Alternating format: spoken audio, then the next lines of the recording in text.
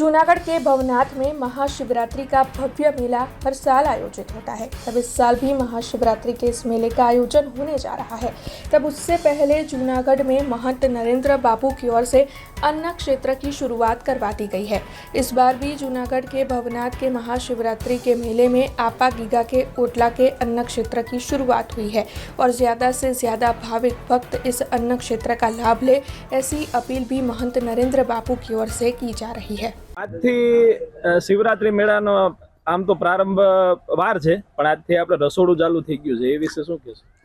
ગરવા ગિરનારની ગોદમાં માં અંબા અને ભવનાથ મહાદેવના જ્યાં બેસણા છે, મહાશિવરાત્રીનું મહાપર્વ જ્યારે પ્રયાગની અંદર મહાકુંભ ચાલી રહ્યો છે, ત્યારે મહાશિવરાત્રીનું મોટામાં મોટું પર્વ અને સૌરાષ્ટ્ર ગુજરાતના લોકો માટે અતિ અગત્યનો મેળો એવો મહાશિવરાત્રીનો મેળો આવી રહ્યો છે।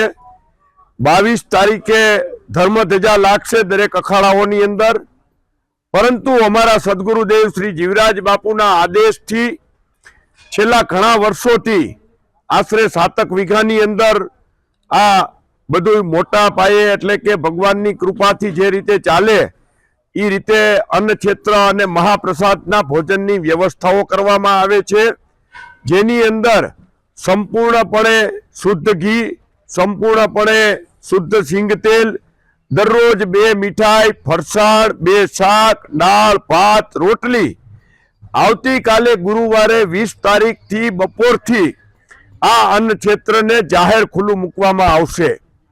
हमसे जुड़े रहने के लिए हमारे YouTube चैनल को सब्सक्राइब करें और नई वीडियो की नोटिफिकेशन के लिए बेल आइकॉन को दबाएं।